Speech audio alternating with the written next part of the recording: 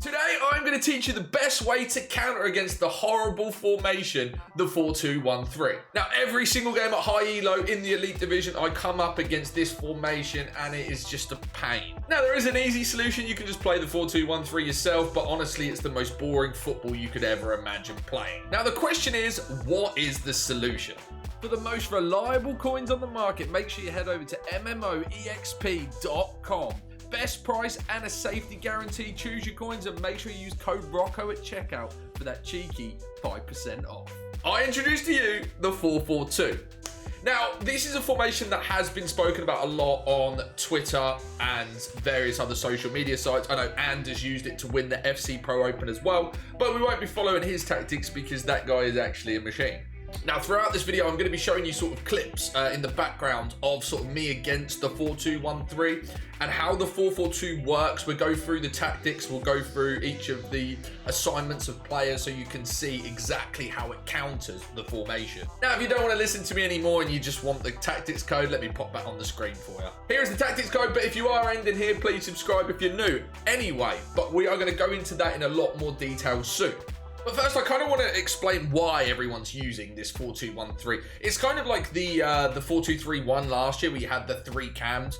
It's the fact that the 2 DMs just sit in front of the back 4. So I'll play some footage in the background so you can see a few things. It's quite irritating because it is one of those that, say for example, you're playing in any other formation and you've got the ball with your fullback or your centre midfielder and you're trying to get the ball up to your forward, without sort of using the player lock, which I really would recommend in the way that the game works.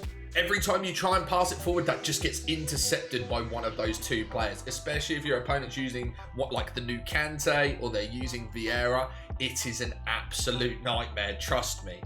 And when you're playing against somebody that is very, very good at the game, the formation can be infuriating to play against. And I found like the biggest issue was the more frustrated you get and the more you just like kick the ball, the more you lose it. The main reason why I looked for an alternative rather than playing the 4-2-1-3 myself is just because I can't play it. It seems it's just very dull to me. Like you give the ball to the cam and you've got a left wing, right wing and a striker just running forward. And then you find those players that have like worked out how to cross the ball from their right back like 3/4 of the way up the pitch and then their left wings clean through. This formation kind of counters all of that. It still happens to a degree. You do need to be aware and look at your mini map as much as you can, but it's the best that I found to counter the formation. So let's go into it. Now, this is the team I'm currently running on my main account. I'm actually really annoyed because Liao just got a new Evo that is better, but this one is 5-star. Anyway, tactics video, enough rambling. So it plays exactly how this does in game. Now, I always find for myself that I need a left footer on the left-hand side in the centre midfield and a right footer on the right-hand side. The way I play, my right-hand sided player is like my more defensive midfielder, and my other is, well, he plays playmaker. Now, it always depends on your team in this formation. Now, I use it for Trivelas because obviously Trivelas is stupidly OP. Now, if you're more attacking midfielders, say your right centre mid, say you've got like Valverde, who's got that incredible like power shot plus, then you run him on the tactics and the role, which I'll go into now. So, tactics and formation wise, I do play 4-4-2 flat balanced with a high defensive approach. Now, there is a lot going around at the minute about playing 95 depth. I personally wouldn't recommend it unless you think you're... How do I say this? Unless you think you're great. Like, I mean, I would class myself as a good player. Like, I finish rank 2 every week, pretty much. Or I've had a couple of rank 1s. And I play multiple accounts. So I think I hit 7, 13 and 1s last week. So I play 4-4-2 flat with balanced build-up, and I run a 72 depth line. Now, this is just mainly because the first time over the tops kill me. I like to be further up the pitch, and then I can play the offside trap. And I very rarely now, unless I play against like a demon at the first time over the tops, I rarely get caught out by it. Now, into the player roles themselves. Again, this depends. We're going back to front, actually. Right, goalkeeper, just standard goalkeeper plus. I'm still using Casillas. I've tried Van der Sar, I've tried Courtois. Casillas does my head in, but I haven't actually found a goalkeeper that I like. If you guys find one, please let me know down in the comments who the best goalkeeper is, because I can't find one. And I don't think I need any chemistry anymore. Like, I don't need the icon link. So yeah, please let me know. Now, both fullbacks, I have on fullback and defend. Now, this is quite crucial, I find, having them on defend, because usually you get called a rat for playing it. I mean, my team is called 4-4-2 rat, but that's not the point. I find if I want to move them forward, I just manually move them forward. I can trigger them on runs, I can player lock them, etc, etc. But having them on defend is so crucial, because when you play against the 4-2-1-3, their wingers stay forward 90% of the time, and most people have them on inside forward. So they kind of sit on that gap in between your fullback and your centre back. Now, if I have my fullbacks on defend, as my opponent gets the ball with his DM, he tries to play the ball to his forward, I switch onto my fullback and I can intercept the ball quickly. I will put a clip on the background if I have one saved of exactly what I'm talking about here. But having that ability to move onto the fullback and then move in front and retrieve the ball there is so crucial. Also, if they go for those long across ball over the top that I was talking about, then your fullbacks are in that perfect position to intercept that and you don't have to worry about it. So that's why they're both on defend. Now, you can, if you want, run one. No, I wouldn't. I wouldn't recommend running one. In the 4-4-2, you have enough going forward that you don't need your fullback unless you obviously purposely put them on the run. Now, wingers. I found the best thing for my right mid and my left mid is to play inside forward. I have to admit, it does kind of depend on the players, because I like to interpret based off where they have the roles. So, I mean, I always like inside forward plus, and obviously Best has that, so I run him there. Liao, inside forward plus, he doesn't have anything better, so I would always run that.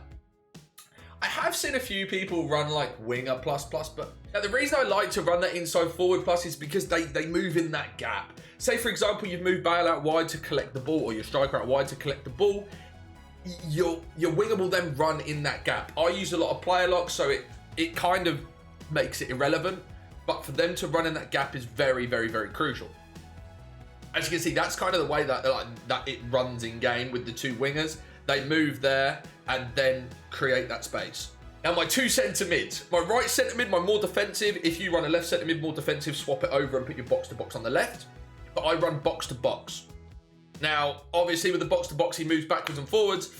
If you have like a full-on CDM here, I mean, even like a Vieira, I'd probably still run in that box-to-box role just to help out. You've got your two fullbacks on defend, so you don't need that CDM or centre mid to lock in and cover the defenders, so you're sorted there. So I personally leave him on box-to-box for that specific reason.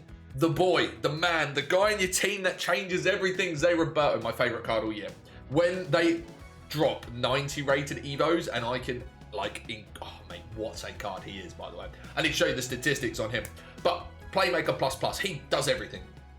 Runs the midfield. And as I said, he's left-footed, so I run him on the left. Travella's absolutely incredible. He's brilliant at shooting. His dribbling's great. You want that player that's going to control your team as your Playmaker plus. I tried this with my other centre mid on defend, I think it is. Holding, didn't like it, even though he's got holding plus. I tried both on box to box. They kind of just got entwined and there was no space for the DM or the attacking midfielder, and it just didn't work. I found the best combination was box to box and Playmaker. But if it doesn't work for you, that's the beauty of like tactics and things. If they don't work for you, adapt it, change it, keep like the fundamentals the same, and just see what you want to change. Now, the two strikers, if you've got a left footer, play him on the left. Your right footer, play him on the right. In most cases, other than like say Griezmann, for example, he's on my bench, I play him on the right because he's got one of the best finesses on the game. When it comes to Bale and Ham, I'd rather shoot with their left and right respectively. Bale plays on the left, Ham plays on the right. Bale, advanced forward plus, one of my players. I tried this with both attackers on an advanced forward plus. Just didn't work for me. I have Ham on false 9, and why I play her on false 9, she's got the best speed boost, one of the best on the game. She collects the ball early, like where those CDMs are, and then she swoops in behind with the speed boost. So she collects the ball, and then she's got space to drive into. Bale's kind of like got a brilliant speed boost as well, but I want him as the furthest man forward on those final two centre-backs. Now, so they're my tactics and the way it works. Now, like the reason why this works so well against the 4-2-3-1 is the two midfielders. They cover. Zé Roberto moves forward, he sits in front of the DMs, and it kind of leaves me with like a 3-on-2 with him, Ham and Bale, and then my inside forwards as well. It's very good to counter it, but you need to be patient and you need to make it work.